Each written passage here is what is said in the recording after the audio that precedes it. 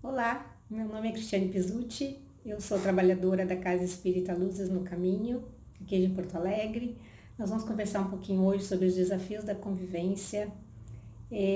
Vamos fazer uma pequena oração, né, para iniciarmos nossa exposição. Depois, ao final, a gente faz também uma pequena prece de encerramento. Então, eu vou convidar todos vocês a fecharem os olhos nesse momento, respirarem profundamente, aquietarem o coração, a mente e pedirmos. Querido Pai, de misericórdia, de amor, queridos mentores espirituais da Casa Luzes no Caminho, de cada um de nós, queremos agradecer pela nossa existência, por estarmos vivos, em processo de aprendizado contínuo aqui na Terra. Queremos agradecer pela nossa saúde física e mental, e também espiritual. E queremos te pedir que continue conosco, nos dando força, coragem, nos ajudando em todos os obstáculos, para que possamos seguir a nossa caminhada, essa estrada do bem, da solidariedade, do amor e da amizade. Fique conosco hoje, Senhor, nos abençoando sempre. Que assim seja. Muito bem, então nós vamos conversar um pouquinho sobre os desafios da convivência. Esse tema, de forma interessante, eu e a Celinha selecionamos ele lá em fevereiro. Era para ser uma palestra de março, né? Nós não tínhamos ideia de que seria um tema tão relevante, né? E ainda mais adequado nessa época de isolamento social, de pandemia, né? Porque a gente vem acompanhando as pessoas com certas dificuldades, né? Marido e esposa, que muitas vezes só se viam no começo da manhã e no final do dia, agora tendo que conviver de uma forma um pouco mais intensa, né? Os pais com os filhos, né? Eu ouço relatos assim dizendo que os pais estão conhecendo os filhos agora, né? Que não sabiam os hobbies que os filhos tinham, o que eles pensavam de verdade. Então está sendo um desafio bem grande, porque isso gera, quanto maior a convivência, né? Maiores os atritos que podem surgir também entre as pessoas, né? Então as pessoas estão tendo que desenvolver aspectos bem importantes, né? De tolerância, de resignação, de paciência. E nesse isolamento social que a gente está vivendo agora, tem os desafios da convivência, que é esse desafio que na proximidade maior entre as pessoas pode gerar, né, dificuldades e problemas, mas tem os desafios também da não convivência, né? Muitas pessoas pararam de conviver de forma mais intensa com alguns parentes, com algumas pessoas queridas, né? E isso também, né, sai fora da normalidade da nossa vida cotidiana, e isso também provoca em nós maior ansiedade, né? Não poder conviver com uma mãe, com um pai, né? Com um avô, com uma avó que estão, de certa forma, isolados, né? Estão tentando se manter um pouco mais distante das outras pessoas que estão circulando, né? E que podem levar, de repente, o vírus para eles. Então, os desafios da não convivência também são interessantes da gente conversar, né? Esse afastamento. E a tecnologia, se por um lado a tecnologia nos isola em alguns momentos, né? A gente costuma ver, às vezes, no restaurante, um pai e um filho não conversando entre eles e usando o celular, por exemplo. Hoje a tecnologia tem nos aproximado muito de pessoas, né? Os nossos amigos, com quem a gente não pode mais tomar aquele cafezinho ali que a gente costumava fazer, né? Outras reuniões que a gente tinha na própria Casa Espírita, né? Que era uma reunião bem importante, que a gente gosta, né? E vai voltar, se Deus quiser, ainda a convivermos muito lá presencialmente, mas era uma reunião que trazia muitas coisas boas pra gente, né? E então a gente também, esse desafio da não convivência é um desafio importante. Eu estava lendo ontem, né? Eu falei em ansiedade, eu estava lendo que a OMS né? A Organização Mundial de Saúde fez uma pesquisa e nessa pesquisa mostrou que o Brasil é o país mais ansioso do mundo. É um dado interessante porque eu não conhecia, eu sabia que nós tínhamos níveis de ansiedade e, né, tomávamos bastante medicamento nesse sentido, mas esse dado para mim foi um dado muito surpreendente, assim, saber que o Brasil tá em primeiro lugar nessa estatística, né? E essa convivência mais próxima entre as pessoas também causa esse aumento de ansiedade, né? Então a gente vai conversar um pouquinho, começando, buscando lá no próprio Kardec, né? Que é o nosso guia e mentor aqui da doutrina espírita, né? Ele diz lá no Livro dos Espíritos, eu estou vendo aqui no meu computador, na questão 768, ele diz, na lei de sociedade, ele diz o seguinte: homem nenhum possui faculdades completas. Mediante a união social é que elas, umas às outras, se completam. Por isso é que, precisando um dos outros, os homens foram feitos para viver em sociedade e não isolados. Então, nós não temos faculdades completas, né? É para isso que serve a nossa união com outras pessoas, né? É por isso que nós precisamos um dos outros, né? Os homens, então, os homens foram feitos, nós fomos feitos para viver em sociedade, né? Nessa sociedade, né? Nessa convivência que nós aprendemos, né? No atrito dessas diferenças que existem entre as pessoas, nós aprendemos a arte de conviver, né? Agora eu me lembrei daquele filme O Náufrago, acho que todo mundo já deve ter visto, né? Onde o personagem principal lá, que era do Tom Hanks, ele cria um amigo, né? Ele tá sozinho numa ilha e ele começa a enlouquecer ali, né? Então o que ele faz? Ele pega uma bola de vôlei e ele cria o Wilson, né? Por quê? Porque nós temos essa necessidade de convivência, né? De nos relacionarmos com outras pessoas, de podermos contar o que está nos acontecendo, ouvir o que as outras pessoas estão passando, né? Isso tudo está dentro dessa lei da sociedade, né? Que nos traz lá no Livro dos Espíritos. E a Joana de Ângeles, psicografada pelo Divaldo Franco, no livro Despertar do Espírito, ela nos diz o seguinte, que a família é a mais valiosa célula do organismo social. É nela que se encontram os espíritos necessitados de entendimento, de intercâmbio, de sentimentos, de experiências, de forma que o lar se faz sempre a escola. Então a gente já sabe que é na família nosso principal aprendizado, é ali que a gente tem que aprender a conviver. E nessa família, a gente sabe que existem parentescos que são corporais e parentescos que são espirituais. Então, os parentescos corporais são aquelas pessoas com quem a gente não tem afinidade espiritual, apenas de sangue, né? Então, o Evangelho segundo o Espiritismo, lá do Kardec também, ele nos diz que os que encarnam numa família são, sobretudo, parentes próximos. São, as mais das vezes, espíritos simpáticos, ligados por anteriores relações, que se expressam por uma afeição recíproca na vida terrena. Então, é aquele irmão, aquele paizinho, aquela pessoa com quem a gente gosta muito, que a gente conversa muito, que tem uma afinidade muito forte, que às vezes não precisa nem falar, só num olhar a pessoa já sabe o que você está pensando e depois se comprova que realmente ela tinha conseguido te ler pela tua expressão, pela tua face, né? Mas também, e segue o Evangelho segundo o Espiritismo, também pode acontecer, sejam esses espíritos afastados entre si por antipatias igualmente anteriores, que se traduzem na Terra por um mútuo antagonismo.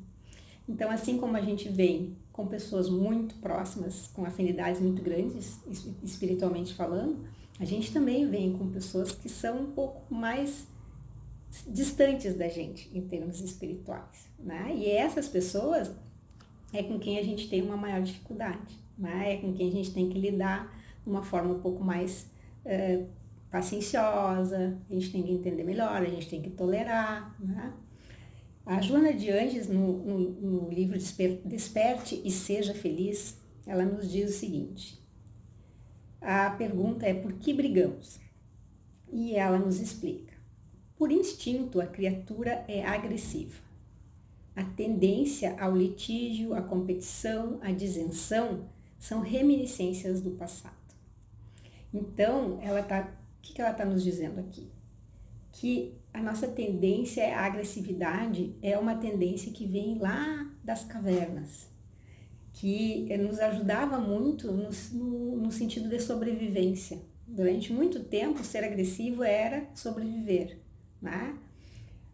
Hoje a gente não precisa mais ser tão agressivo. Hoje a gente pode reduzir, aumentar nossa tolerância, reduzir, dominar esse instinto que nós temos, né? Mas muitas das vezes esse instinto floresce em nós. Ele está ali, naturalmente nós já usamos eles por muitas existências, então ele está muito presente ainda dentro de nós. Então nós temos que começar a nos controlar mais, controlar esse instinto, né? É natural que haja discordâncias entre as pessoas, né? Mas a gente tem que começar a entender que a essência da convivência, né, é aceitar o outro, aceitar o que ele tem para nos oferecer naquele momento, sem exigir o que a gente acredita que a gente merece. Acho que isso é um ponto fundamental para vencer os desafios da convivência. Aceitar do outro o que ele tem para nos oferecer, né? E aí eu vou dar um exemplo. A gente sempre costuma dar o exemplo do Chico Xavier, do Edivaldo, e às vezes, e eu mesma às vezes penso, mas eles eram seres assim, e são seres, né? O Edivaldo, que ainda está aqui entre nós, né? Mas o Chico continua, né?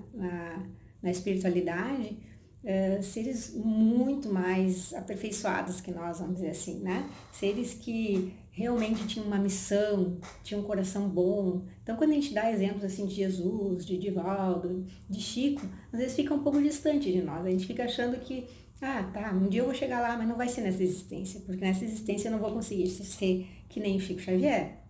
Então, eu vou dar um exemplo de uma colega minha, da Casa Espírita, não vou dizer o nome, mas eu acho que é um exemplo, o que ela me falou me marcou muito, assim. Está servindo de lição para mim e certamente vai servir por muito tempo.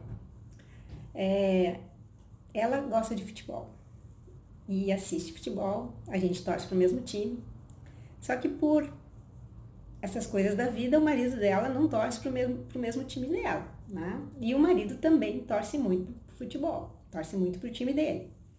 Então, nós temos dentro de uma mesma casa duas pessoas que convivem diariamente, mas que têm times diferentes de futebol e são torcedores. Não são aquelas pessoas que ficam, nem sei o que está acontecendo com o meu time.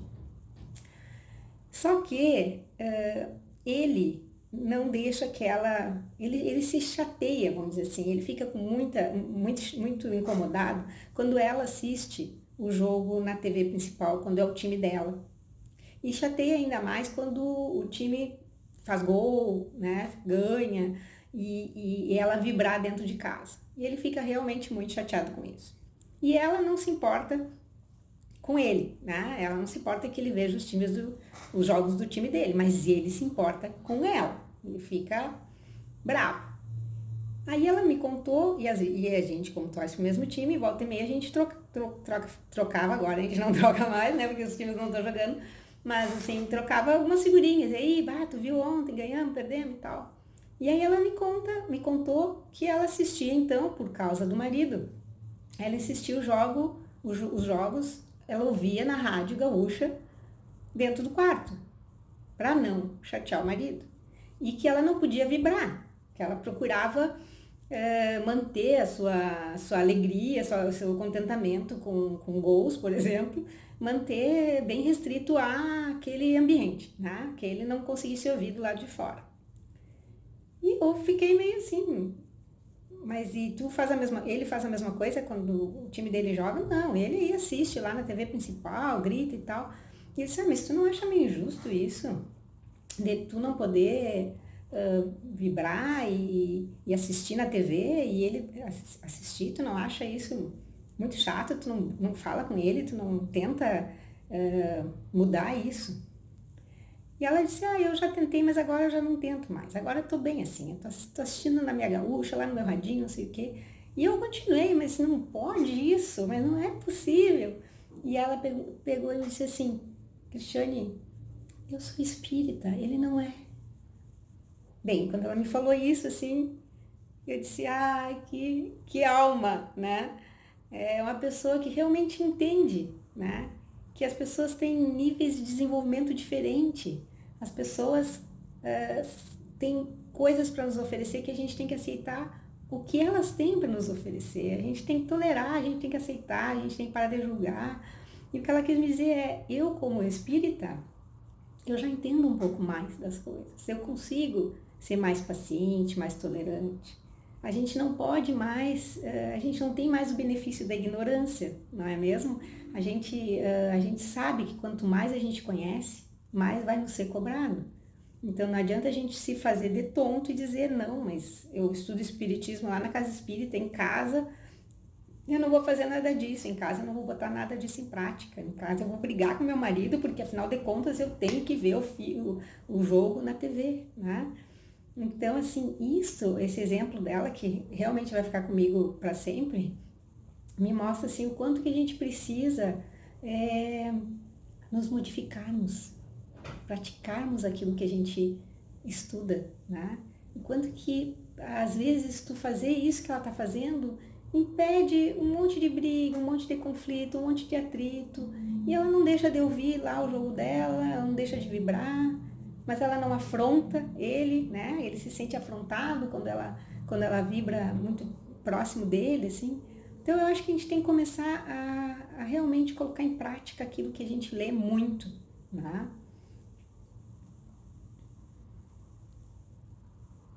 Então, para a gente conseguir conviver melhor, tá? A Joana nos diz que torna-se de alto significado para um exitoso relacionamento social que o indivíduo tenha coragem de considerar a própria crueldade, as incertezas e a agressividade pessoal e uma análise honesta das dificuldades que lhe são peculiares, buscando superá-las. Então aqui, o que ela quer nos dizer? Coragem de considerar a própria crueldade, a própria agressividade. É nos conhecermos, é sabermos que nós também não somos flor que se cheire, que nem dizia minha mãe, né? Que nós também temos as nossas dificuldades, não é só o outro. E que no momento que eu consigo entender, fazer essa análise honesta que ela está sugerindo aqui, no momento que eu consigo entender quais são as minhas dificuldades, por que eu sou tão agressiva quando a pessoa fala sobre determinado assunto, por que eu não consigo tolerar, por que eu tenho que julgar, por que eu tenho que fazer ele tentar convencer a outra pessoa a pensar como eu penso, né? Quando eu consigo fazer isso, eu acabo me relacionando melhor com as pessoas. Então, o autoconhecimento é sempre a chave para a gente conseguir gerar menos conflito, resolver melhor as desavenças, nos relacionarmos de forma um pouco mais harmoniosa com as outras pessoas, né? Eu trouxe aqui um texto do Chico Xavier que se chama Atenção Emocional, dele e do Emmanuel. Então eu vou usar algumas das frases aqui que ele traz para a gente conversar um pouquinho sobre esses desafios da convivência. A primeira é a seguinte: começa aceitando a própria vida, tal qual é, procurando melhorá-la com paciência. Então, nós aceitarmos a nossa própria vida ajuda a gente a conviver melhor com as outras pessoas, né? Às vezes a gente ouve a pessoa falar assim, mas aquela ali tá de mal com a vida. Não dá bola que ela tá de mal com a vida, né? Eu trouxe um texto que está nesse livro Jesus no Lar, do Francisco Xavier, do Chico Xavier, pelo espírito Neio Lúcio. E o título é Necessidade de Entendimento. E ele comenta de um mestre e de um discípulo que saem às ruas para arrecadar doações, né? Dinheiro para fazer caridade. E eles eram muito maltratados, assim, na rua, né? A maioria se negava a dar, outros davam, outros zombavam deles. E o discípulo estava ficando muito desapontado com aquilo, né? E aí o mestre resolveu fazer o seguinte: um dos que tinha realmente zombado deles e tinha sido muito áspero com eles seguiram. E logo em seguida eles viram que essa pessoa não demorou, caiu no chão com uma dor violenta, né? E esse irmão, então, ele sofria de cólicas muito fortes. Depois, mais adiante, de novo, ao pedir, né, doações, um outro também olhou de forma muito rancorosa, muito dura, e o orientador e o seu discípulo foram atrás e viram então que essa pessoa tinha uma filha dentro da casa muito doente, muito adoentada, né? Voltaram a esmolar na via pública e mais uma vez eles foram xingados, né? Seguiram um pouco mais atrás dessa pessoa e viram que essa pessoa era um louco, né? Ficava falando sozinho e tudo mais. Depois, mais adiante, eles seguiram uma outra pessoa que também não foi muito educada com eles, e essa pessoa era um negociante falido, né? Que tinha dívidas enormes, né? E aí o instrutor então diz, né, para o discípulo: guardaste a lição? Aceita a necessidade do entendimento por sagrado imperativo da vida. Nunca mais te queixes daqueles que exibem expressões de revolta ou desespero nas ruas. O primeiro que nos surgiu era o enfermo e assim por diante, né? O último estava na falência. Então a ideia é que esses portadores de aflição, né, eles merecem a nossa piedade, né? Eles merecem que a gente ajude eles a reconquistar a paz íntima, né? Então é essa a ideia desse texto e essa ideia de aceitar a nossa própria vida, né? Aceitar como ela vem. Isso faz com que a gente consiga tratar as outras pessoas de forma melhor, né? A outra frase é servir ao próximo tanto quanto puderes, né? A gente, como é que é? A gente não nasce para ser, quem não nasce para servir não serve para viver, né? Então é sempre se mostrar à disposição, sempre se mostrar uma ajuda, mostrar a mão amiga, né? O ouvido amigo, né? Tem um outro texto do Rubem Alves também que eu gosto muito, que ele diz o seguinte, eu vou ler aqui: o que as pessoas mais desejam é alguém que as escute de maneira calma e tranquila, em silêncio, sem dar conselhos, sem que digam, se eu fosse você. A gente ama não é a pessoa que fala bonito, é a pessoa que escuta bonito. A fala só é bonita quando ela nasce de uma longa e silenciosa escuta.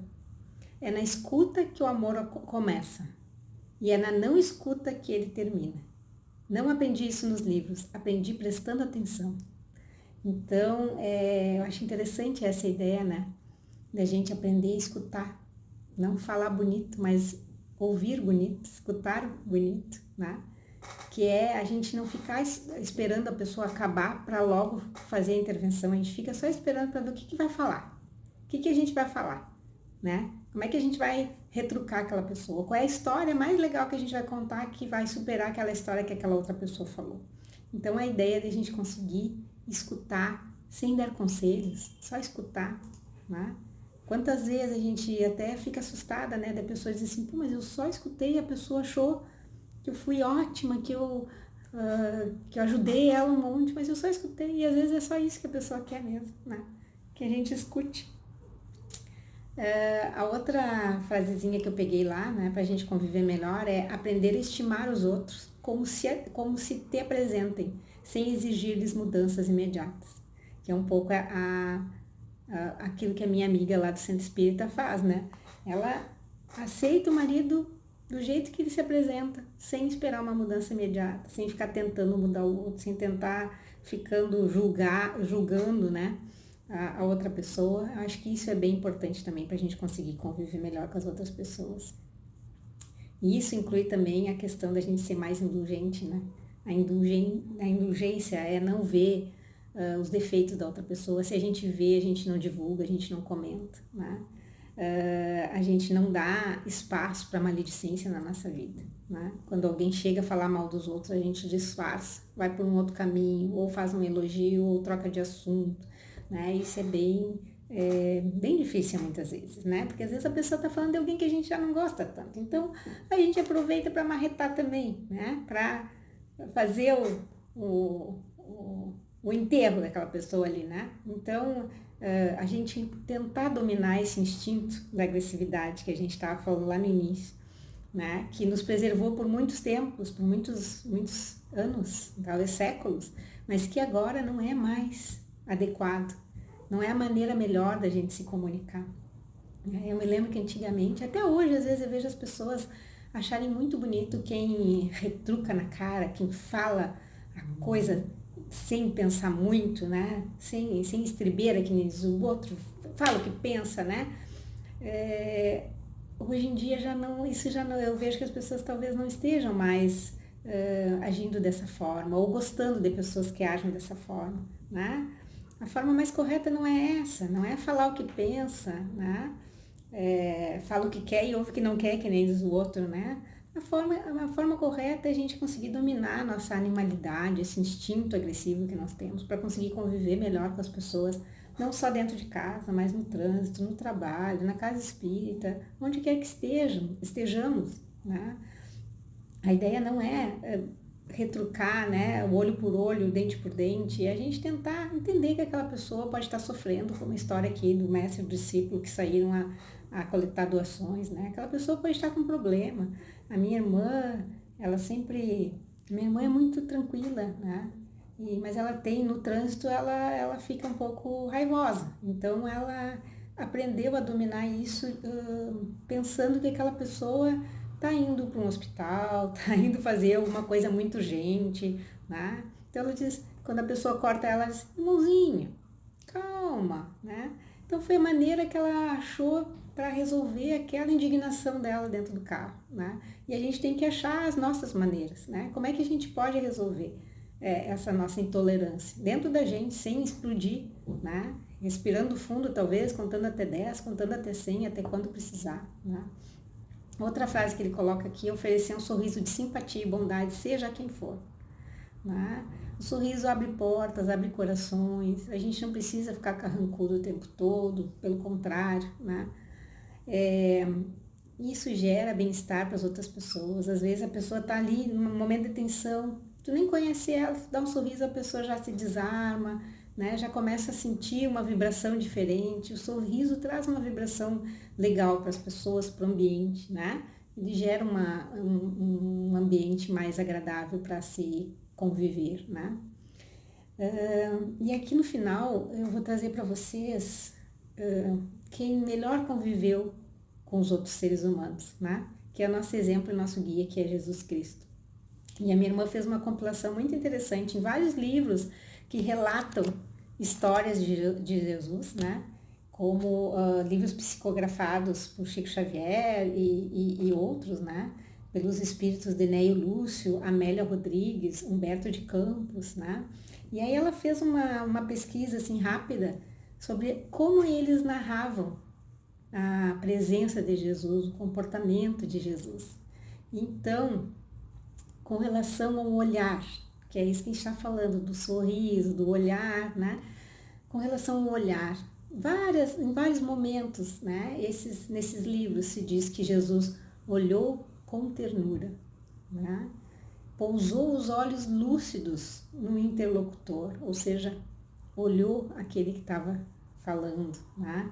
Fixou nele os olhos calmos, fixou o olhar amoroso sobre a comunidade. Então, como é que era o olhar de Jesus para com todos, não só com aqueles que estavam ali trazendo coisas boas, aceitando o que ele estava dizendo. Não, era um olhar de tenura, um olhar calmo, um olhar amoroso. Nós temos esse olhar, será? Mesmo com as pessoas que a gente gosta, será que a gente tem esse olhar? Ou com pessoas que a gente nem conhece, a gente tem esse olhar? Nem estou falando com os inimigos, que os inimigos é um pouco mais complicadinho. Mas assim, com as pessoas que a gente não tem nada contra, a gente consegue. Depois ela fez uma outra sobre como Jesus falava, que era aquilo que a gente estava falando, né? Falou depois de um silêncio. Não como Jesus falava, mas como Jesus pausava, como Jesus escutava, como ele refletia, né? Ele não agia de forma abrupta, ele não respondia assim, toma lá da cá, tá? Então ele falou depois de um silêncio, refletiu por uns minutos longos e contou, aguardou um instante, fez uma pausa e concluiu. Então Jesus dava tempo ao tempo, Jesus respirava, Jesus se preparava para aquilo que ele ia dizer, né? Ele dava pausas, ele fazia silêncio. Ele não era que nem nós, assim, atabalhoado, que tem que responder logo, que tem que logo dar a explicação, tem que logo responder para aquela pessoa não achar que a gente não sabe a resposta, né? E por fim, como Jesus se comunicava, né? Uma comunicação totalmente não violenta, que está na moda hoje a gente dizer, né? De ter uma comunicação não violenta, não agressiva, se comunicar com as pessoas da melhor maneira possível, assim, da forma mais caridosa possível, né? Porque se comunicar também faz parte da caridade. Então ele falou compassivo, narrou com simplicidade, porque ele sabia que aquelas pessoas eram simples. Então ele narrou com simplicidade, contou sereno, sorriu com bondade e falou, comentou com ternura, esclareceu com generosa firmeza, concluiu generoso. Então a maneira com que Jesus se comunicava era de forma compassiva, era de forma simples, serena, com ternura, com firmeza, mas generoso nos seus comentários. Então, pessoal, vamos tentar conviver dessa forma, né? Tentar resolver os nossos desafios do dia a dia, ainda mais agora, nesse período tão conturbado que a gente está, né? Tentando seguir o exemplo de Jesus, né? Tentando fazer um olhar mais caridoso, tentando fazer silêncio, tentando escutar melhor, né? Escutar bonito, que nem diz Rubem Alves, né? Tentando sempre falar de uma forma terna, de uma forma generosa, de uma forma bondosa. Isso vai fazer com que as nossas relações sejam bem melhores, com certeza. Ok? Eu agradeço o tempo de vocês, a paciência. Nós vamos fazer uma pequena oração. Vamos manter nossa respiração tranquila. Vamos pedir a Deus que fique conosco durante o restante dessa semana, que nos ajude a conviver melhor com os nossos semelhantes, que possamos ser mais pacienciosos, mais tolerantes, escutarmos mais, nos conhecermos melhor, para podermos ser melhores pessoas para com os outros. Obrigado, Senhor. Fique conosco hoje e sempre, nos trazendo a doce paz de Jesus de Nazaré. Que assim seja.